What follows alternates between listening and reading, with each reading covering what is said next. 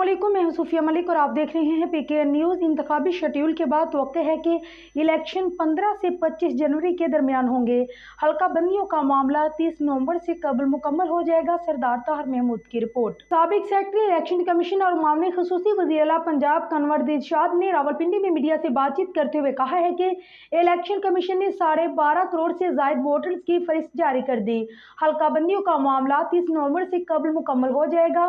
30 नवंबर को हल्का बंदियों और इंतखाबी फरिश्तों का गजट नोटिफिकेशन जारी हो जाएगा, जिसके बाद इलेक्शन कमीशन इंतखाबी शेड्यूल जारी करने का मजाज है।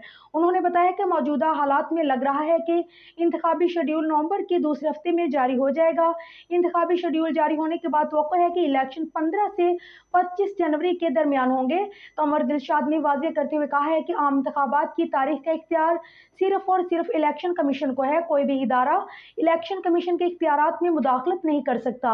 आर्टिकल 222 और 230 के तहत इलेक्शन कमीशन अपने मामलात में मुकम्मल खुद मुख्तार है।